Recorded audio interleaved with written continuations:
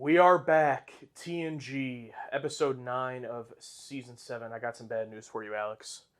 This episode is the final single-digit episode of TNG. Oh, we're not going to... What's next after this one? This is the last first time ever double digits episode of TNG. Hey, you know what's coming. But no, for real. We'll be done with all episode 1 through 9s with this one. On a more real note, though, the last episode of TNG, last few episodes of TNG, and the last few of Deep Space Nine have been so incredible. This is like, I feel like we're in peak Star Trek right now.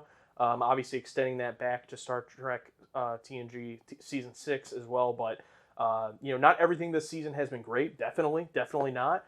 But there's been some great ones, and for the most part, I feel like it's been what I've been hoping for of just different types of stories. Yeah, we're in a really good chunk right now, and I want to stay in this chunk for a bit, and hopefully this chunk extends a bit farther. But that's the roll of the dice with every episode we start. It could end, or it could be the best thing ever. I mean, we have pretty good expectations for Deep Space Nine now, but still, you never know. We're still early on, and then we just watched.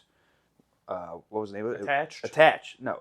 Deep Space Nine? Yeah. Necessary Evil? Necessary Evil, yeah. We just watched that, and just peak television. And God, man, it's amazing how sometimes you can watch the worst thing ever and the best thing ever, and it's all under the same show. Yeah, pretty crazy. Well, let's see what we got in store here at TNG right now.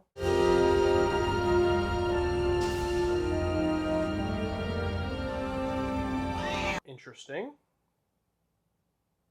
Can't break it. Got her now. She's trapped. Is that a giant Come salt on rock? out of there, you one. Hey! Looks like it. Why is Spot under the bed? Oh. Probably because she knows if I catch her, I'm gonna kill her. So far, she's broken a vase, a teapot. She's ruined one of my chairs using it as a scratch post. These incidents are common to cat owners. Yep. I've never experienced this kind of behavior in Spot, although she does have the unfortunate habit of jumping on my computer console when I'm working. She needs training. Training a cat, good luck. Yeah. Also, Spot's a girl? I didn't know that either. Don't know how I feel about that. What do you mean? I do not think it would be Ready? wise to startle her. Well, she's probably pregnant then. How would she get pregnant? And she's not fixed? Come on, Data. Training. Definitely. Spot's probably had already more appearances this season than most of the show. Did that hook have anything to do with the episode? Let's find out. I don't know. Captain's Call the log, senior staff. Stardate 47310.2. Force of nature. I've already spoken to the Hakaran government. According to them, only one ship has passed through the system in the last week. Is it possible that the Ferengi might have hijacked it? I wouldn't put it past them. I think we should prepare for that contingency. Mr. Worf, initiate your search pattern. Let's head in. Can you imagine if you're like in '93, you just like saw this cast like out at a bar or something? I'd lose my mind. Like just them all hanging out, No, I can't imagine. Everyone's just, dressed normal, but then like LeVar Burton still has his visor on for some reason. You know the Intrepid? Yes? Well, their chief engineer is Commander Donald Kaplan. He and I went through the academy together. I just like to make sure that our power conversion levels are a little bit higher than theirs. How much have the conversion levels increased? Levels are unchanged.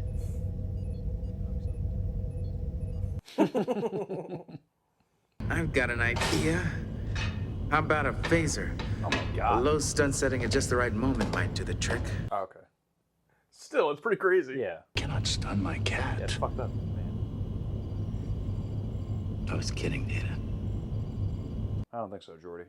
You were very adamant about killing her earlier. Yeah. No, this isn't it either. Clearly there is a misalignment somewhere in this system. That's for sure. It's amazing that Geordi loses all compatibility with the cat once he finds out it's a female. Good point. Junction at C12? They really got to make the use of these Jeffries tubes. We built all of these. This is the last season. Come on, guys. Gotta use them. Listen to me. My sister didn't know a thing about animals, and she was able to train her cat. How complicated could it be? That's anecdotal, Jordy. Do you know how she was able to train her cat? Well, as I recall, she walked around for 2 months with a piece of tuna in her blouse. Food will always do the trick. It's the only true motivator. I wonder if catnip is in the future. Would synthetic catnip do anything?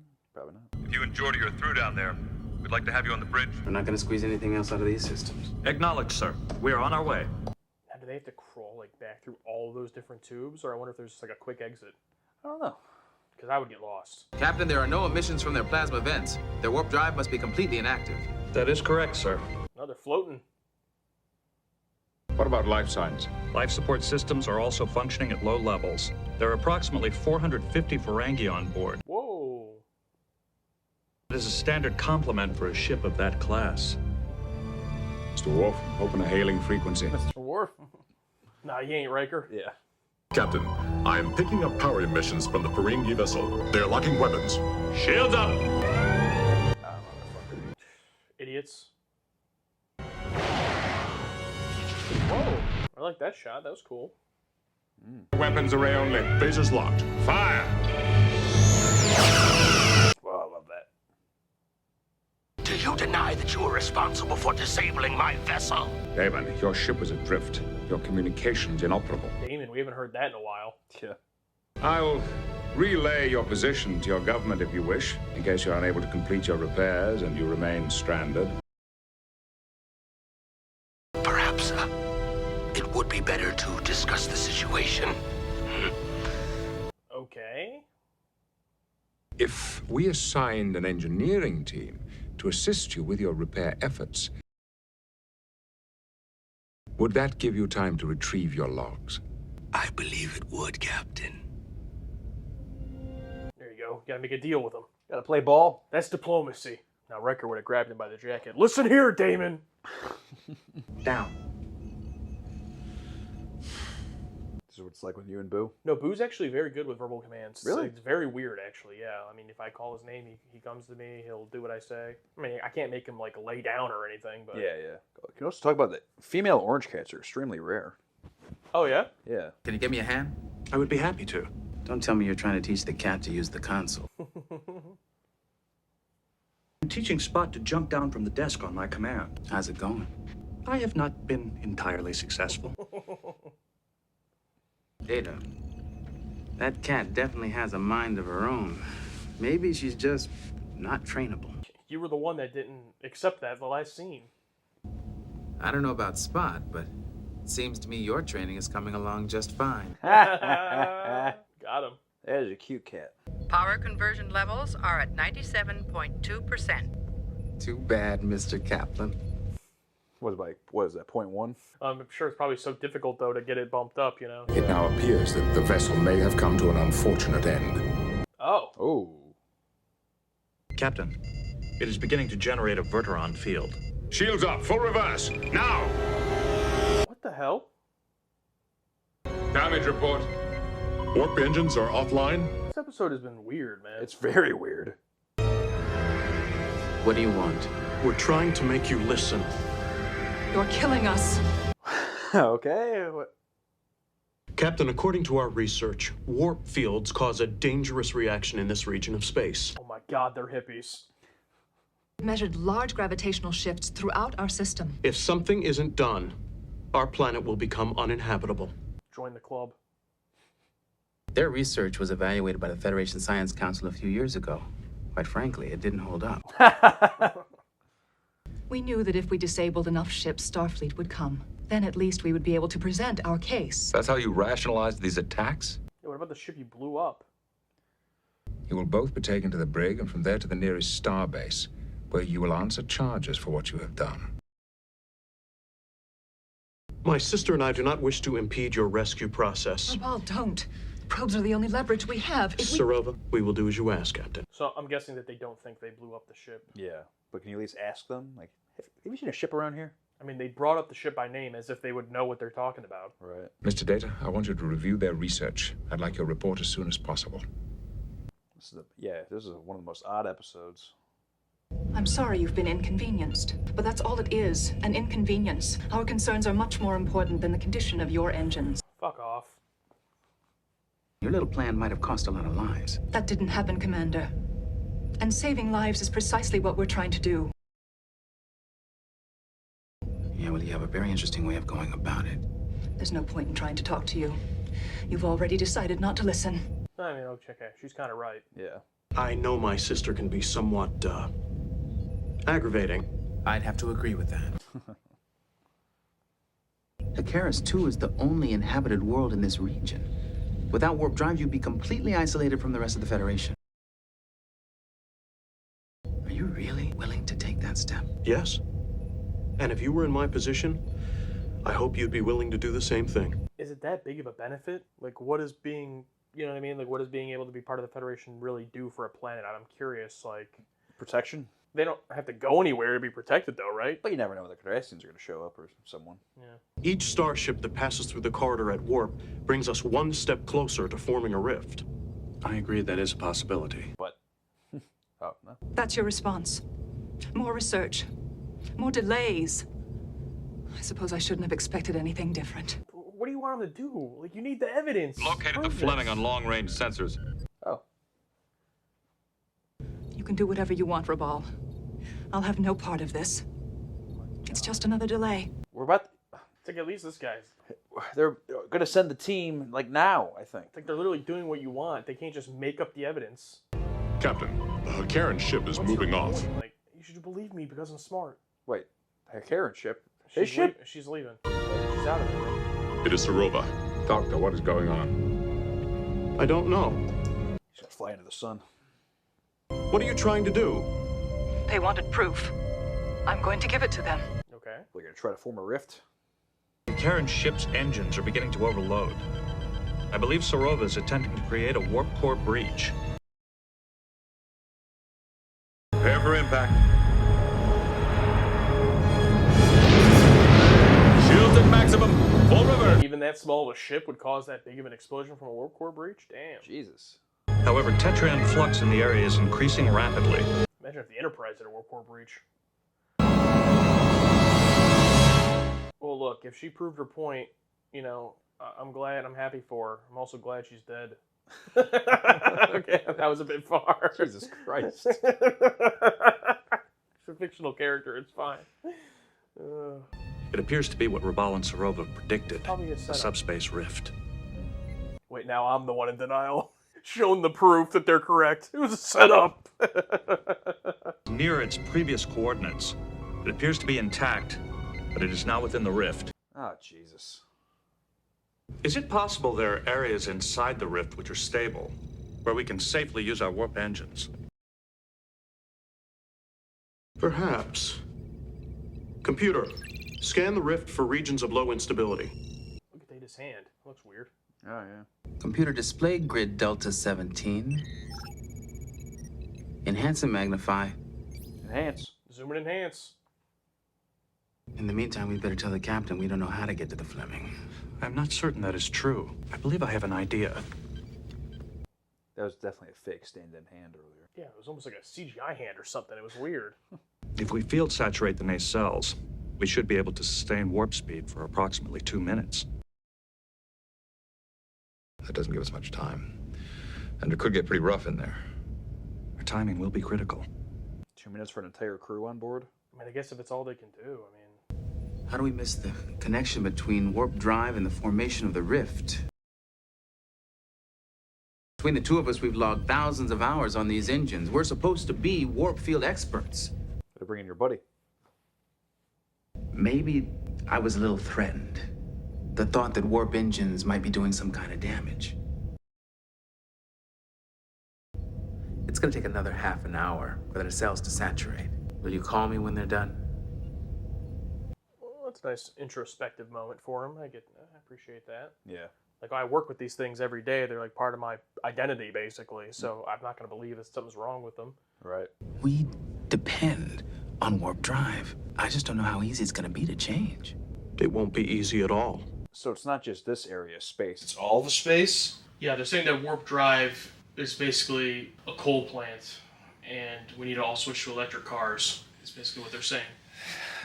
Yeah, I figured that was the messaging they were going for. I just wanted to make sure that it's not just this area of space. Yeah, it's all space. Literally, okay, so yeah. All warp drives are bad. So it's metaphor for literally every form of energy we have.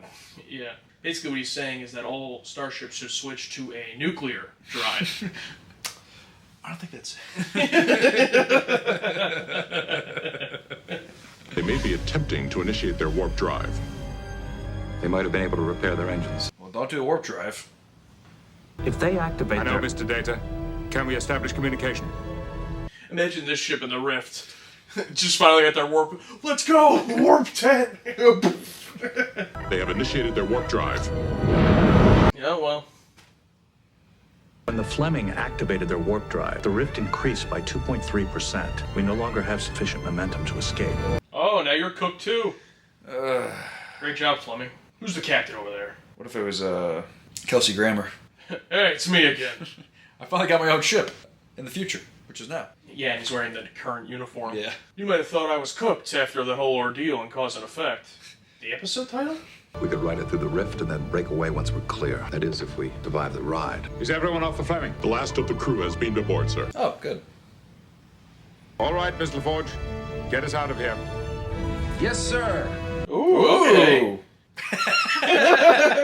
That's our one interesting... Yeah, we got that. We got that. We got that, at least. Leaderfield, whoever directed this. Oh, Robert Lederman? Oh! Going back. Structural integrity fields are failing on decks 10 through 16. Switching to backups. We're separating from the distortion wave. Everyone has misses, except Ralph Sinensky. He's a director.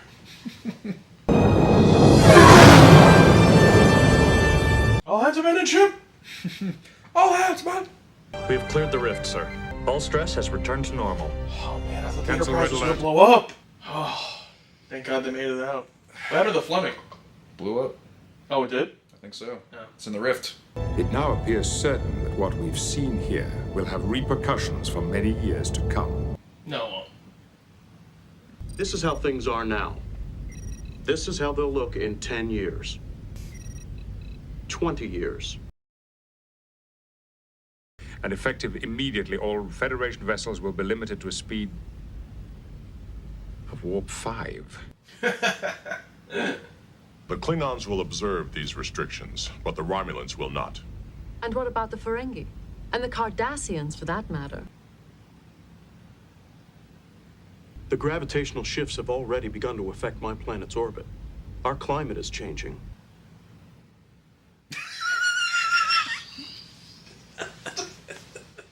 Good job, Darren. Good job. Really hit that metaphor. Helping to damage the thing that I hold most dear. It won't turn out that way, Captain. We still have time to make it better. That was so fucking cringe. Oh my God. It's... You know... Yeah, virtue signal white knight. Just fucking right on the nose saying climate change. Our climate's already changed. And the funny part is they didn't even call it climate change yet back then. You know, they called it global warming, but they were ahead of the curve. Fuck you. Fuck you. You guys need to keep in mind, back in the 90s, this was a big deal. I don't give a fuck. We just watched Force of Nature, episode 9 of season 7 of TNG. Now we're going to talk about it, but first, our whiteboard reactions. I gave this one a big old D. A D, huh? That's pretty harsh. Because I gave it an E. Fuck this shit. Get rid of it. Yeah, the only reason I didn't go E was because, first of all, there was some stuff with, you know, the Spot storyline that was kind of cute. And also, while I was bored out of my mind, you know, it was more just like a nothing burger than, you know, being like really actively mad. But it is pretty cringeworthy. It's definitely on the border for sure. I just didn't feel strong enough on the first viewing to hand that out. But I could see myself definitely going there once we get to the tier list at the end of the season. This was terrible. It was just awful. Besides the cat stuff, there's nothing about this I ever want to see ever again. And I think this proves that the actors are great as directors or behind the camera people, but the crew members are really bad at behind the camera stuff. Naren Shankar, who he was a staff writer, and I think he was a producer. Lederman was hold on, let me pull this up because they both had previous stuff. Naren Shankar has written a lot of good episodes, so this is just, you know. But he did something. He was he was a staff writer, I think, for season he was a staff writer and also the science consultant, whatever. So maybe they said, "Hey, pal, you get to write your fucking climate change episode. Don't put it too on the nose." Okay, and they bring up, climate change. Yeah, he wrote The Quality of Life last season. Did he really? Yeah, Okay. and he's also the showrunner of The Expanse. Okay. So he's done a lot of good stuff. I think for him, this one was just a bad script, but also the director, what did he do? The Iborg. He directed Iborg. So, Oh, nice. Yeah. Yeah, I just feel like, first, let me just put this out there.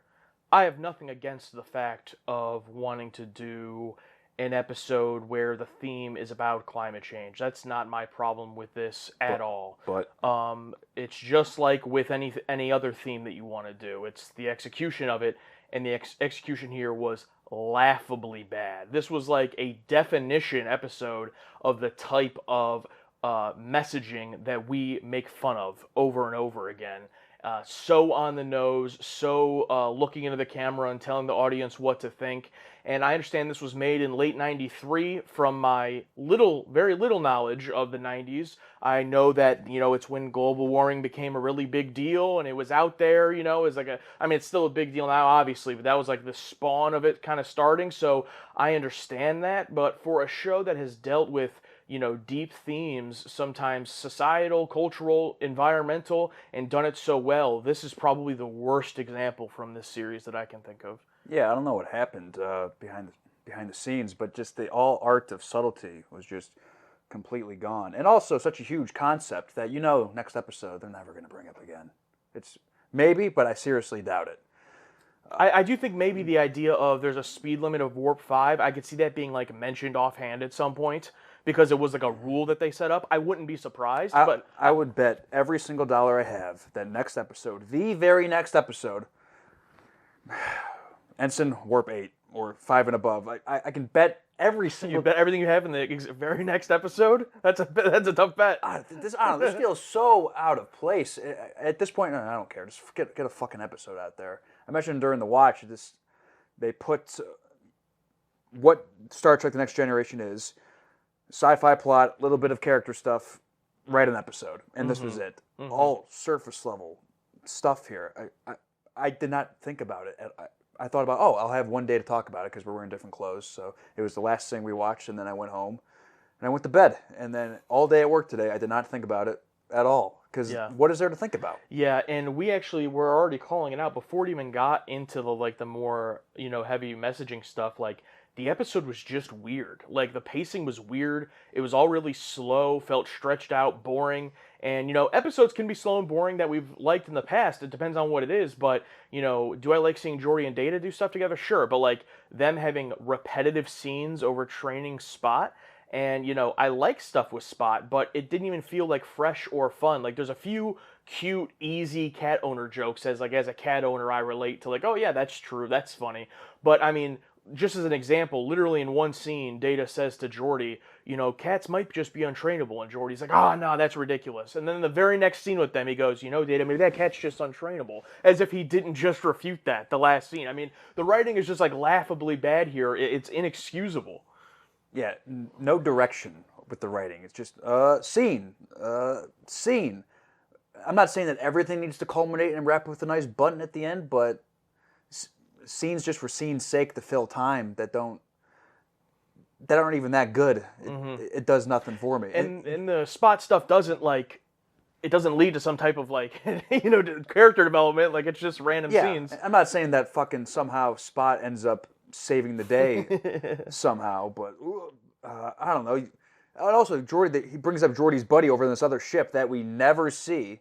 And I think I was talking about it off camera. It should have been David Cockner. Oh yeah, you did say that. Yeah, from Anchorman and all that. It would never happen. But how great and ridiculous would it be if fucking Geordi's best friend from the Academy was fucking Packer? Todd Packer from The Office. Yeah, it was the ultimate ball buster. Oh, what are you talking about, Geordi? You fucking idiot. You didn't recalibrate the blah, blah. It'd be ridiculous. But just to have that up, bring that up about them trying to get as much power as they can, which leads to nothing. Yeah, it was one of many things that lead to nothing. And, I'm not necessarily mad at, the mention that he has a friend in the Academy or whatever, that's fine. But it's just weird how many little stories and little things were brought up that ultimately are just here because the script couldn't fill 45 minutes and they didn't really have a good B story plot. So the episode already was just weird, and like halfway through felt like a throwaway, like very baseline contract filler episode. And so for the first half of it, I had kind of felt like, oh, this is just a generic episode of Star Trek. And then the heavy messaging stuff kicks in, and then it becomes really cringe.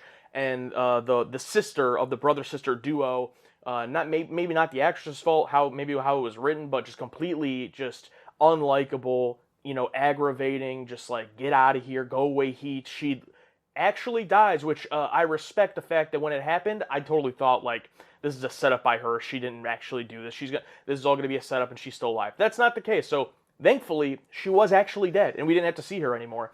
And then the brother was a little bit less insufferable, but to the point where they're having the final scene of, let's all explain to the audience, just in case it wasn't clear enough what we're talking about, and they're all in the boardroom, talking about literally every single line of dialogue they say, you can just map one-to-one to, current day climate change. And, what about all the damage we've already done? We can't reverse it.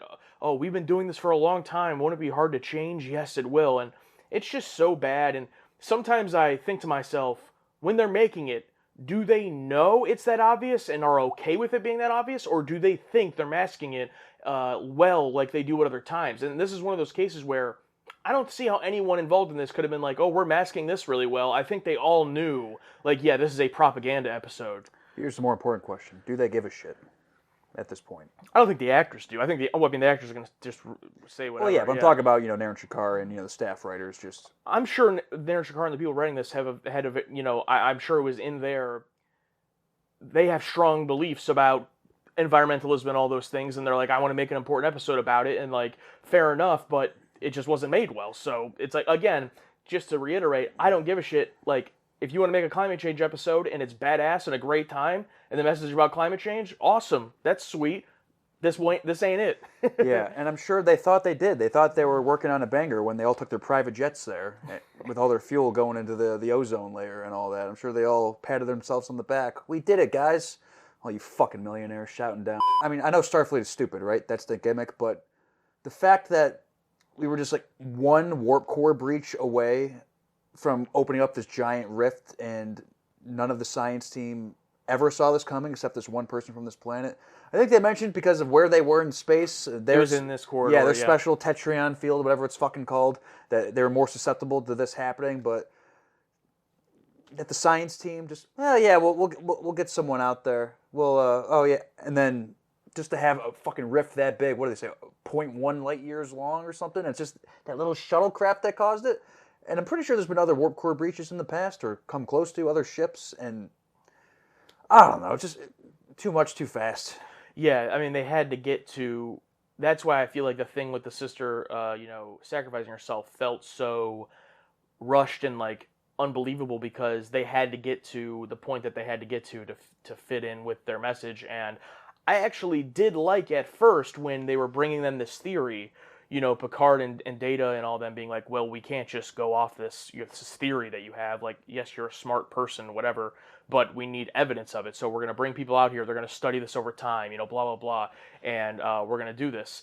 And I actually respected that. Like, okay, yes, that's what you need to do. And that's what made that character that I'm thinking they wanted us to root for, so unlikable, is that they were so like, oh, no, we can't do this. And then she sacrifices herself and it causes this. And it felt a little bit like, oh, okay, because even the guy says earlier when they're talking about, oh, we need to get this evidence and stuff, I think Geordi even brings up, like, oh, well, we can try to simulate, like, a huge burst, like a warp core breach. Mm-hmm. And the brother even says, like, well, no, it's a cumulative effect. You can't do that. But then she just sacrifices herself with a warp core breach and it causes it. So I don't know what that was about. But yeah, I don't know. I couldn't believe that she killed herself. I mean, she could have just waited a week until the new issue to come up to pretend to care about. But I just think the whole ending of them in that boardroom, with all of them, with the guest character and then Picard, and them all talking about it to the point where the guy literally says, our climate is changing. And then Picard at the window, it just felt so, like, tacked on and bad when Picard's at the window and Geordi comes up to him. Picard's like, this whole time I've explored space and thought it was great, blah, blah, blah, but now, we're actually doing damage to it. It's just like, get the fuck out of here. Like, it's just like, it's just so laughably bad. And, I'll just say one last time, I would love for, the very next episode, or Deep Space Nine, or a future show, or something, to do a episode where it's a metaphor for climate change, and it be really fucking good, because I would love for there to be an example that I can point to and say, this is how you do it.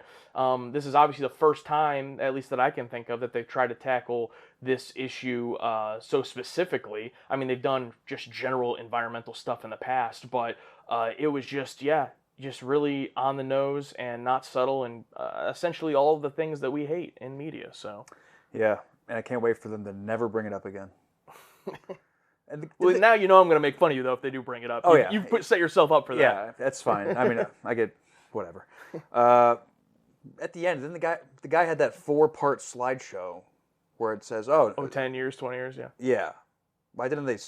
Did they get that after all this happened? I think it was just estimates. I don't think there was a real picture, obviously. It was just estimates of the future. Because if they were able to present that, maybe open up with that. But my guess is they didn't have that data until after this whole thing. Because maybe show that instead of just, Yeah, but even if they did, the main thing was they just didn't have any real evidence. So, I mean, even if he showed it and was like, this is our estimate, it would have been like, okay, where's the evidence? So her just blowing up.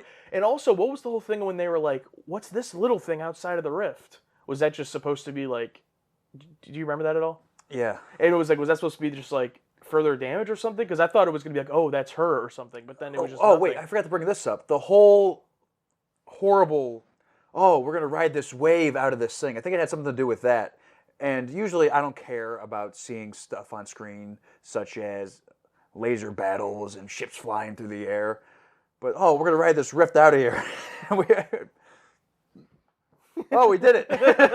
Yeah, I think there was like one interesting shot of the Enterprise getting like hit or something. I think it's a stock shot of them going, ooh, the ship going, ooh. Yeah. By that point, I was so checked out. I was literally just like, it was just, it was time to wrap it up. Wrap it up. So I hope this is erased from canon, because I know I'm going to keep hammering it down because I know I might get proven wrong, and I think it's going to be hilarious if I do, but there's no way they ever bring this up again. With all these Star Trek shows coming out, whether it's Enterprise or Voyager or even other ships in Deep Space Nine, you just know. All right, warp 5, warp 7, warp 8, you know it's coming. It's coming. Yeah, maybe Voyager, because it won't happen in Deep Space Nine because they don't have a ship. But ships coming in or out, maybe. Even though the runabouts do also go warp, so I don't know how fast they go. But yeah, that'll be interesting to see. Now we're going to read our patron takes. Over on Patreon, our patrons, because they get to support us, and we appreciate that, also get to have their voices heard on these episodes, and we read some of those takes. So if you want to have part in that, join us over on the Patreon. Colomini, another good on paper, weak on screen. I just don't buy that the environmentalist is so concerned that she gives her life for the cause. So they're going to be speed warp 5 signs along the intergalactic highway now? Rating C for cruising at warp 5. Evan Guthrie replied, good on toilet paper, maybe. I'm glad you brought this up, Darren Starr. Honest question, how often do you think the revelations of this episode will come up in the future Trek episodes? Never again. They're never going to bring this up. The lore! I don't mind episodes with a message, but this episode is so preachy, it makes me want to buy a gas guzzler and roll coal. Like, we get it. And the scientists taking their own life to prove it feels like when some extreme activists put themselves in danger and inconvenience everyone just to prove a point and make every well-intentioned activist look bad. Yes. Activism is great. Performative activism is terrible. Now, I wouldn't go that far with this woman because she clearly had been studying this for years or whatever in terms of the in-canon character, but she came off like those terrible people that you know. Have you seen the ones about I saw a picture, there's 3 people. They're each standing on ice blocks, and they're standing outside, and they each have nooses around their neck. Have you seen that? No. That's this lady right here. Yeah. The Ninth Doctor, C for climate change, in space. Not a bad concept, but the execution fell flat. Do you think the writers will keep the warp 5 speed limit moving forward? No, they're not. There's no way. There's no way. Take it easy. Really, really weak episode to address the new at the time Kyoto Protocol and other generalized anthropogenic pollution issues. Really feels like someone on staff tried to have their say on the real world matter by suggesting that it's not a global issue, the subspace effects are only felt in the corridor, and then no one bothered to rewrite the episode to accommodate their views as a middle finger to them. Do you think they'll ever bring up this subspace environmentalism issue up ever again? No, they won't. And I also wanted to bring up, based off of this, there's also a cringe on the nose part in that final scene where she's like, where Worf's like, well, the Klingons will listen to this new speed limit, but the Romulans won't. And I think it might be Deanna, and she's like, and what about Cardassians and Ferengi and all of them? And I'm just thinking to myself, yes, the United States could do better with pollution, but what about China and Russia? And I'm just like thinking to myself, like, it's just like, yeah, that's a good point. it's the exact issue. They should have just found a planet. It would have been less on the nose if they just went to an alien planet that was dealing with like climate change and pollution and helped them out. We have landed on a planet Yarth where they're dealing with climate change. Yeah. Fucking Harry Pothead 42024. They tried something. I don't think it works. The Fans, easily the episode I most want to put in E under all other E episodes. That's wild. I still think I still think Aquiel is the worst episode of the series in my opinion, but because at least there was stuff there that could have been good. Here it started off as like best case scenario C, so I don't think it's like, that's my personal opinion. Yeah. David Brown says Spot has now gone from male to female, so I guess it was a male cat before. Yeah, apparently. Speaking of that, Octopus, Spot is a girl now. Spot is trans, confirmed. One of us, and then right below it, also the episode is fine or whatever, who cares?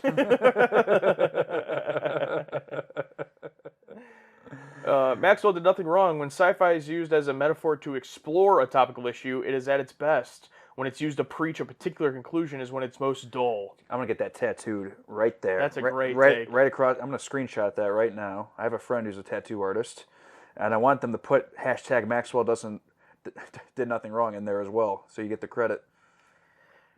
Now, because I always like to try to find other opinions, I'm scrolling through to see if anyone likes this. So far, I haven't found a single take that does, but let me see. 2 hours later. Okay, so this, I read through all of the takes, and there was over 100. They were all roasting it. This one doesn't really seem to like it that much, but there's some positive points. So this is from Vina. So thank you, Vina, for having a slightly different opinion. As a direct metaphor for the ozone layer, it's a little out of date. In a more general sense, it still applies to climate change and other issues we're experiencing on this planet, where large governments are slow to do nothing, or worse, actively participate in the face of a people's home being destroyed. You'd be surprised at what someone in those situations is being silenced can be willing to do to be heard. And even that one, which is the only non-bashing take I read, says nothing positive about the episode. So that's where we're at with these takes. Sometimes it's cathartic to hate an episode and come on here and everyone hates it. That's a good once in a while. As much as I like differing opinions. It's nice, because especially after Melora or whatever from Deep Space Nine, where you and I were over the moon about it and the world hated it, and then us hating this one, all I can think is, oh man, there's going to be some do-gooder out there that thinks this is the what's it called? Hold on. Media literacy episode. Oh, you didn't get it? You don't understand it? Oh, yeah. Oh, if you didn't like it, you don't get it? Yeah. Yeah. Oh, God, you know what? It sucks. Fuck you.